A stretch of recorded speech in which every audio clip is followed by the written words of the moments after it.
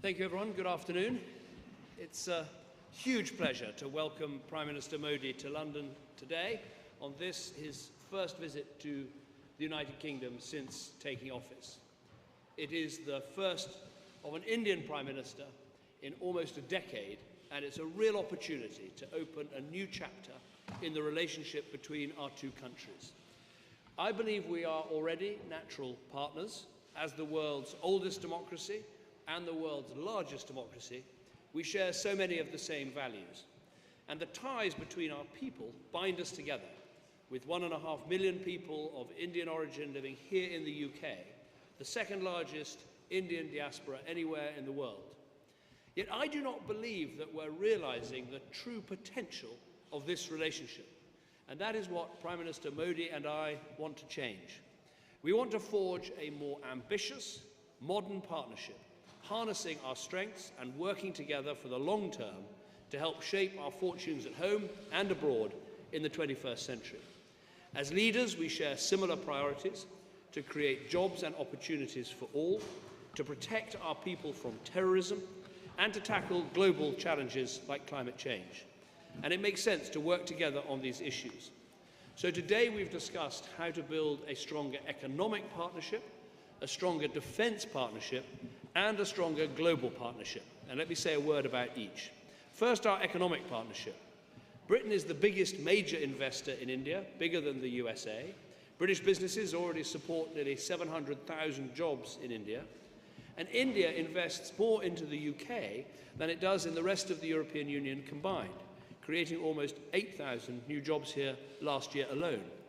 And during this visit, British and Indian companies are announcing new collaborations, together worth more than £9 billion. But I think there's scope to go much further. Today we've discussed Prime Minister Modi's vision for India to transform its economy, building 100 smart cities, increasing the skills of 500 million young people, providing around-the-clock electricity for all, building 10,000 kilometres of roads. These are immense projects, and we've talked about how Britain can help to transform this vision into a reality. We want to become your #1 partner for securing the finance needed for this ambitious plan, making London the world's centre for offshore rupee trading. We're getting that started with plans already in place today to issue over £1 billion of bonds right here in London, including the first ever government-backed rupee-denominated bond to be issued internationally. We want British companies with their world-class consulting, project management and engineering skills to help you plan, design and build these new cities. So I'm delighted we've agreed a new 5-year partnership to develop 3 cities, Amaravati, Indore and Pune. We want UK and Indian scientists to work together to develop the low-cost, low-carbon energy that's vital for the future, and that's why we're establishing a new £10 million joint research collaboration into new technologies. We want our companies to truly make in India, and that's why we're reinvigorating our forum of business leaders, who we'll see tomorrow. Second, we've agreed to establish a stronger, broader defence and international security partnership. All countries have a right to self-defence, and we want to assist India, the world's largest defence importer, to modernise her capabilities. We'll establish a new government-to-government framework to help make this happen. This will also mean increasing cooperation on new technologies and new capabilities like cyber, like our aircraft carriers too. We will deploy a Royal Navy warship to the Bay of Bengal next February to take part in India's first major international gathering of warships for a number of years. And we'll work together to better protect ourselves from new and emerging threats, such as cyber attacks, with the UK helping to establish a new centre to train 1 million Indian cybersecurity professionals and offering assistance to set up a new Indian cybercrime unit. Finally, as global powers with a global outlook, we discussed what more we can do to solve the challenges we face. The UK firmly supports permanent membership for India on the United Nations Security Council. International institutions need to reflect the world as it is today in order to maintain relevance and to support the rules-based system that benefits us so much. Today we agreed on the vital importance of securing an ambitious global deal in Paris later this year that keeps our goal of limiting global warming by 2050 to 2 degrees within reach. And we discussed what more we can do to support free trade, in particular by accelerating talks on a free trade deal between the EU and India, which could benefit more than 1.7 billion people and be worth over £15 billion each year to the EU and India combined. So we've had some excellent discussions here today, and I look forward to more this evening and, of course, tomorrow as well. We both have big ambitions for the relationship between our countries. We want a modern, essential partnership founded on old ties, but defined and fueled by the modern, diverse, dynamic countries that we are both today. Thank you. Prime Minister Modi.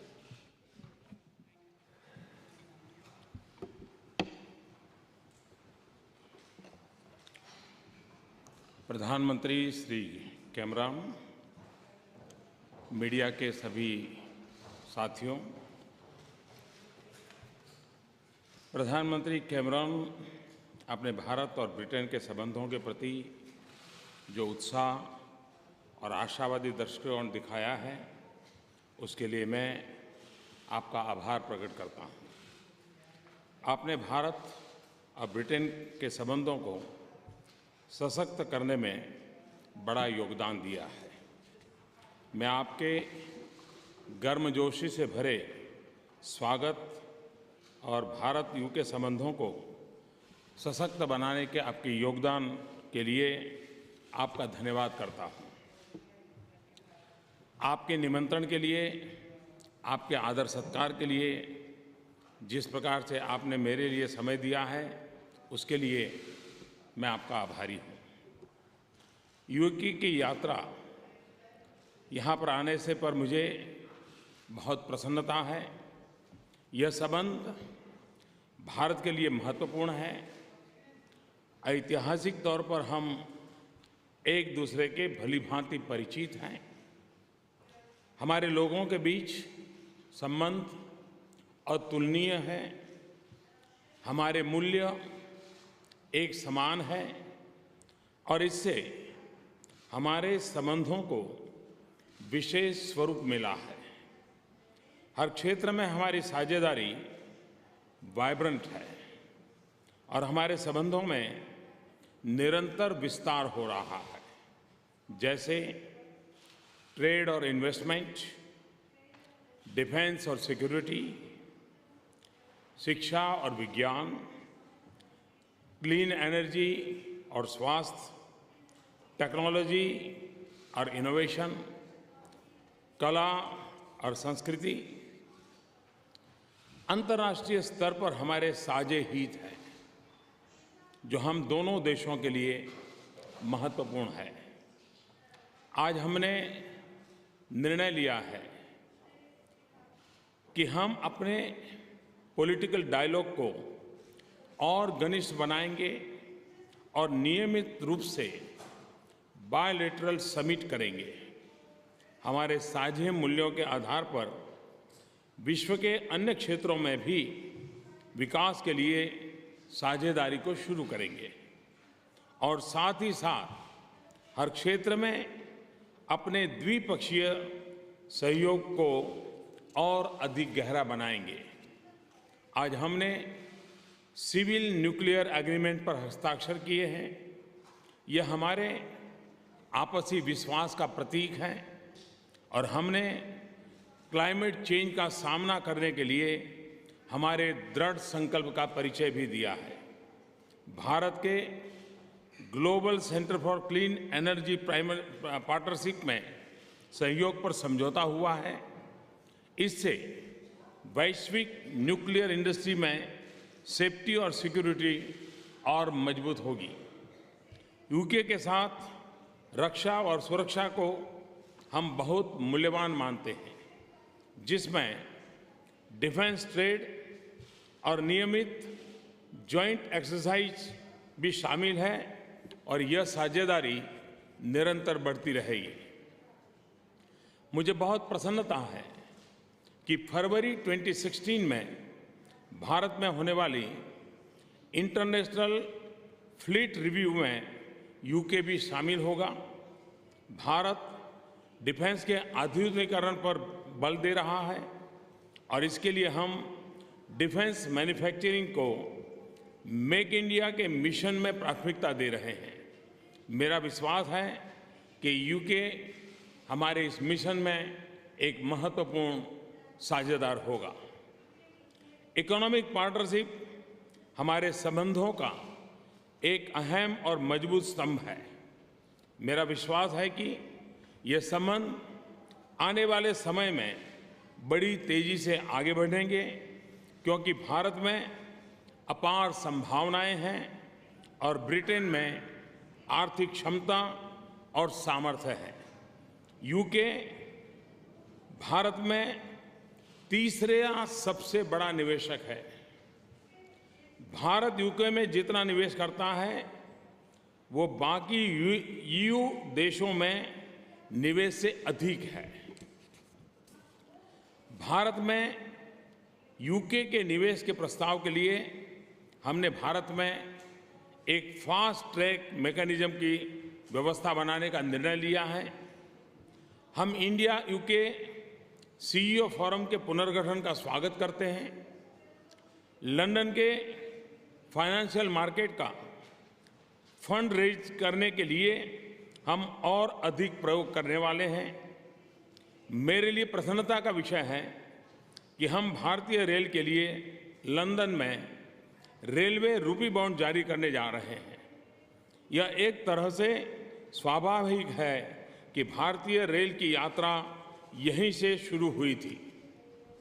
अगले 2 दिनों में हमारे business sector के साथ होने वाली engagements का मैं उत्सुकता के साथ इंतजार कर रहा हूं और हम बिजनेस सेक्टर से कई महत्वपूर्ण अनाउंसमेंट्स की अपेक्षा करते हैं। मुझे प्रसन्नता है कि हमारी सरकार और प्राइवेट सेक्टर दोनों में के बीच क्लीन एनर्जी और क्लाइमेट सहयोग में प्रगति हुई है। यह क्षेत्र महत्वपूर्ण भी है और इसमें अपार संभावनाएं भी हैं। भारत ने क्लाइमेट चेंज पर जो एक व्यापक महत्वाकांक्षी राष्ट्रीय योजना बनाई है, उसमें हमारे द्विपक्षीय सहयोग से लाभ पहुंचेगा। हम आशा करते हैं कि पेरिस में होने वाले सम्मेलन में UN convention on climate change के फ्रेमवर्क के अंतर्गत ठोस परिणाम निकलेंगे और विश्व सस्टेनेबल और लो कार्बन भविष्य के लिए एक निर्णायक रास्ता तय होगा। आज कई और क्षेत्रों में ठोस परिणाम निकले हैं जिसका भारत की राष्ट्रीय प्राथमिकता से संबंध है। इनमें स्मार्ट सिटीज, स्वास्थ्य, रिवर क्लीनिंग, स्किल और शिक्षा शामिल है। हम इस बात पर सहमत हैं कि सभी क्षेत्रों में हमारी साझेदारी के लिए टेक्नोलॉजी, रिसर्च और इनोवेशन मजबूत नींव प्रदान करेंगे। हम दोनों देश अपनी इस साझेदारी से जनता के लिए नए अवसर पैदा करेंगे और समृद्धि बढ़ाएंगे। साथ ही साथ साझे हितों को प्राप्त कर पाएंगे और अपनी चुनौतियों का ठीक से सामना कर सकेंगे, जैसे एशिया में शांति और स्थिरता, विशेष करके दक्षिण और पश्चिम एशिया में सामुद्रिक सुरक्षा, साइबर सुरक्षा तथा आतंकवाद और अतिवाद। इन सभी विषयों पर मैं और प्रधानमंत्री कैमरॉन आज और कल चेकर्स में और विस्तार से बात करने वाले हैं। अंत में यूएन सिक्योरिटी काउंसिल में भारत की स्थायी सदस्यता और अंतर्राष्ट्रीय एक्सपोर्ट कंट्रोल रिजिम में भारत की सदस्यता के लिए ब्रिटेन के महत्वपूर्ण सामर्थ्य के लिए प्रधानमंत्री कैमरॉन का आभार व्यक्त करना चाहता हूं। आज पार्लियामेंट में संबोधन करने का मुझे सम्मान मिला है। उसके बाद मैं इंडिया यूके बिजनेस समिट को संबोधित करूंगा। इन दोनों अवसरों पर भारत और भारत ब्रिटेन संबंधों पर विस्तार से अपने विचार प्रकट करूंगा। हमारे स्ट्रेटेजिक पार्टनरशिप के लिए आज हमने एक बोल्ड और महत्वाकांक्षी विजन रेखांकित किया है और जो निर्णय हमने आज लिए हैं यह इस विजन को पाने के हमारे दृढ़ विश्वास और प्रतिबद्धता को दर्शाता है। आज के परिणामों से ये स्पष्ट होता है कि हमारे संबंध नई और ऊंचाइयों पर आज ही पहुंच चुके हैं। Thank you. Thank you very much indeed, Prime Minister. We've got, I think we'll start with a British question from the BBC. Justin Rodat from the BBC. Prime Minister Cameron, you've visited India 3 times since you came to power. Why has it taken so long to get a return visit? And Prime Minister Modi, India is becoming an increasingly intolerant place. Why? Well, let me answer your question. Actually, India is not only the first major country I visited as Prime Minister, it was also the first major country I visited as leader of the opposition. So I have been wanting to see a strengthening of this relationship, not just for the last 5 years, but the last 10 years. And I think we have made some important progress. The figures on investment are very striking. You know, India invests more into Britain than into the whole of the rest of the EU combined. And in terms of G20 countries, Britain is the biggest investor, bigger than America, bigger than France, bigger than Germany, into India. But I think where we agree is that we shouldn't rest on our laurels. We should try and raise our sights and look at these projects like smart cities, like Digital India, like Clean India, where we can bring expertise and really forge a partnership. India soon will be the 3rd largest economy in the world. Britain is the 5th largest economy in the world. We have, I think, real potential. As for the time it takes to have a visit, I'm delighted that the Prime Minister is here. We've met many times before at G20s, most recently in New York, and we agreed to make this visit an absolute centrepiece of building the stronger relationship, which is what we're doing today. Prime Minister.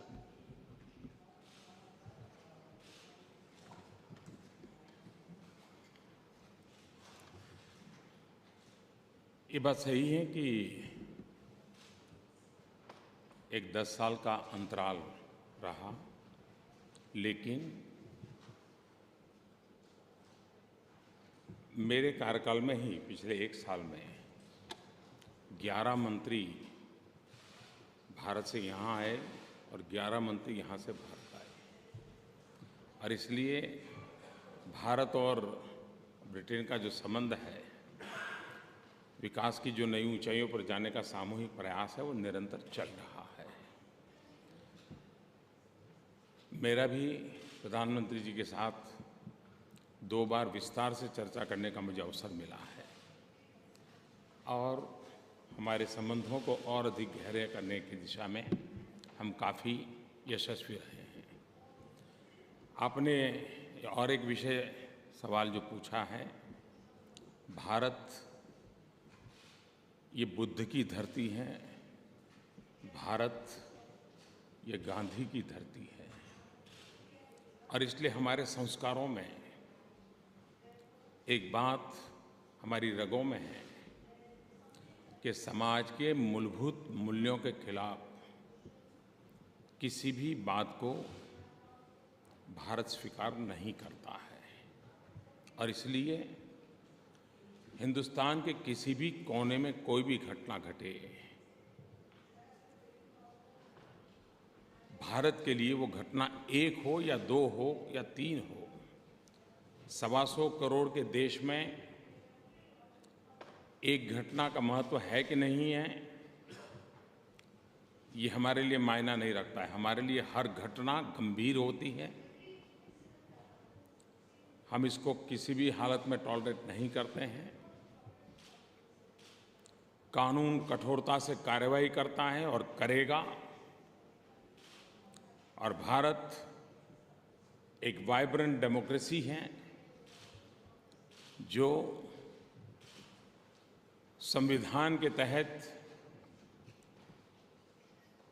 सामान्य से सामान्य नागरिक के जीवन को हर प्रकार की सुरक्षा, उसके विचारों की रक्षा उससे प्रतिबद्ध है और इस काम पर हम कमिटेड हैं।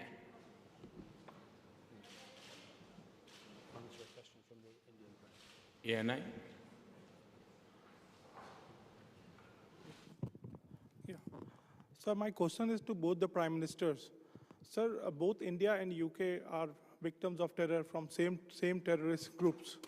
Both our cities are being bombed by the people who are trained from the same source of terrorism. Both are people, both countries lost lives in Afghanistan, the same set of terrorists. In your discussions today, sir, did you discuss the shared concerns, and did you agree on some of the cooperation in this field?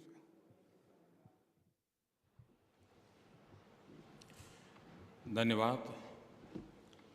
आतंकवाद के प्रति आपने जो चिंता जताई, ये चिंता मानवतावाद में विश्वास करने वाले हर किसी की चिंता है। और मैं आज इस बात को बड़े संतोष के साथ कहना चाहता हूं कि यूनाइटेड नेशन में आतंकवाद के मुद्दों को लेकर के जितने इनिशिएटिव लिए गए हैं, उसमें भारत और ब्रिटेन दोनों कंधे से कंधा मिलाकर के हर चीज में इनिशिएटिव लिया है। अफगानिस्तान में ब्रिटेन के काफ़ी सैनिकों ने अपना जीवन दिया है, तो भारत ने भी कई अपने अच्छे अफसरों को वहाँ गंवाया है। हम दोनों देश ऐसे हैं कि जो आतंकवाद के कारण परेशान है, और इसलिए आतंकवाद के खिलाफ लड़ना ये एक या दो या तीन देशों का विषय नहीं है, ये मानवतावादी हर एक की जिम्मेवारी है। आज आतंकवाद इस प्रकार से फैला है, उसकी कोई सीमाएं नहीं, उसकी कोई भूभाग नहीं है। हर दिन नए संगठन के नाम से जन्म लेते हैं, हर दिन नए इक्विपमेंट उनके हाथ में आते हैं। अब आतंकवादी को इक्विपमेंट मैन्युफैक्चरिंग तो करते नहीं है। सबसे पहले महात्मा गांधी कहते थे कि न्याय तब आता है जब आपको ज्ञान हो कि अन्याय किसको कहते हैं। हम टेररिस्ट किसको कहते हैं, टेररिस्ट को मददगार कौन है। यूनाइटेड नेशन में इसके संबंध में एक प्रस्ताव है उसकी परिभाषा करने के लिए, वो अभी तक उसका कोई निपटारा नहीं हो रहा है, वैसे ही लटका पड़ा है। और इसमें हम और ब्रिटेन दोनों शरीक हैं कि उसकी व्याख्या होनी चाहिए। और इसलिए मानवतावादी शक्तियों ने एक होना चाहिए। जो टेररिस्ट हैं, जो टेररिस्टों को मदद करते हैं, वो उन शक्तियों को आइसोलेट करना चाहिए, और मानवता की रक्षा करने के लिए हम सब ने मिलकर के प्रयास करना चाहिए। Thank you. I would simply add that we have had preliminary discussions today about the terrorist threat that we both face. We're going to have intensive discussions tomorrow morning on exactly this issue. India has suffered on the streets of Mumbai, for instance. We have suffered on the streets of London, and we have to confront particularly this Islamist extremist violence and terrorism, which is doing so much damage not just to our countries but also to the world. The argument I would make is it's not enough simply to close down terrorist groups and close down ungoverned space, which is what our intervention in Afghanistan was about, was to try and make sure that that country was run by a government with the power to keep terrorist groups out of that country. We also need to deal with the narrative that the terrorists use, with the culture of grievance they try to build up to justify unjustified actions, and that, I think, will be part of our discussions tomorrow. Let's hear from Nick Watt from The Guardian. Thank you, Prime Minister.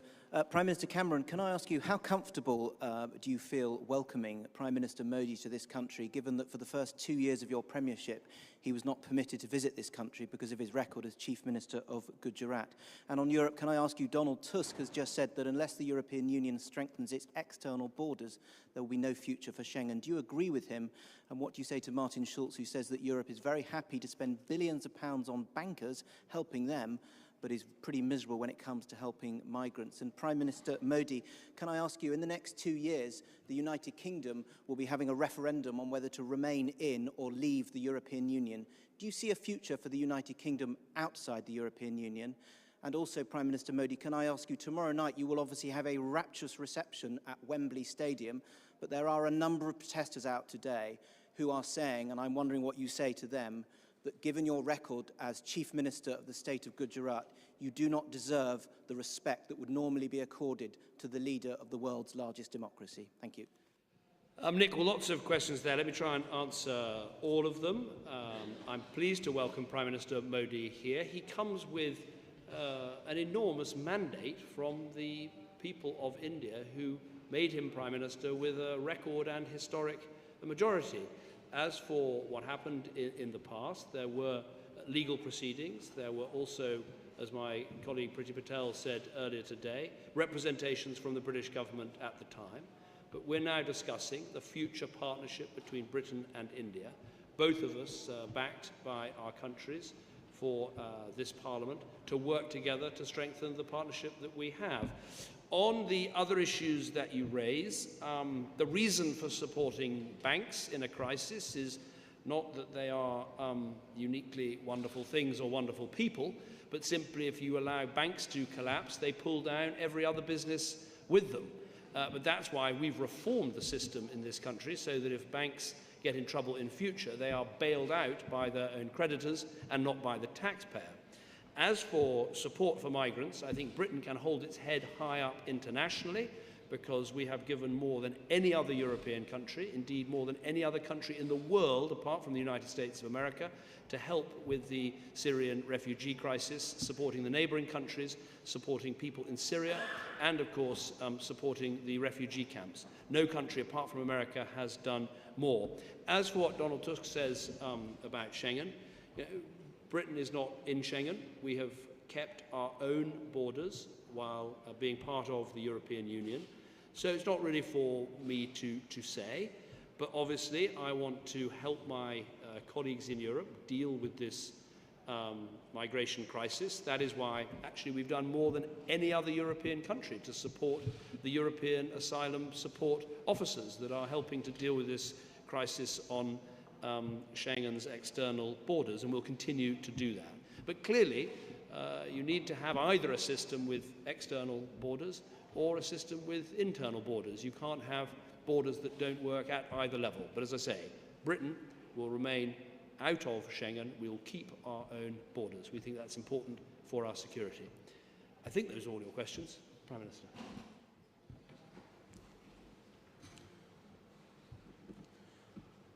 एक तो keep the record straight, इसके लिए मैं आपको जानकारी दूं, मैं 2003 में यहाँ आया था और बहुत ही स्वागत सम्मान मैंने उस समय भी यहाँ कार्यक्रमों में भाग लिया था। यूके ने कभी भी मुझे यहाँ आने पर रोका नहीं है, कभी कोई प्रतिबंध लगाया नहीं है। मेरे समय अभाव के कारण मैं नहीं आ पाया, वो अलग बात है।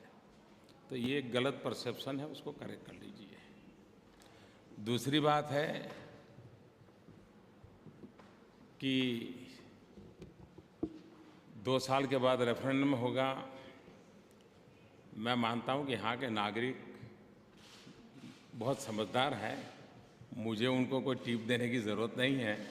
लेकिन जहाँ तक भारत का सवाल है, यूरोपियन यूनियन का हमारा अगर कोई प्रवेश द्वार है तो ब्रिटेन है, और हमारा सबसे आर्थिक कारोबार किसी के साथ है तो ब्रिटेन के साथ है।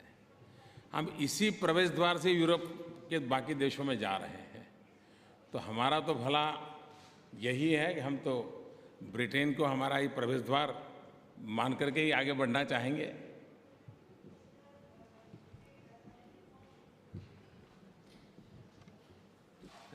विकास से सवाल है। मेरा सवाल ये है कि भारत इस समय एक बड़े बदलाव के दौर से गुजर रहा है और उसमें महत्वपूर्ण रोल आपके द्वारा शुरू की गई कई योजनाएं भी हैं। मेरा प्रधानमंत्री जी आपसे ये सवाल है कि भारत की आर्थिक परिस्थितियों और सामाजिक परिस्थितियों में आप किस तरह के सहयोग की आशा कर रहे हैं ब्रिटेन से।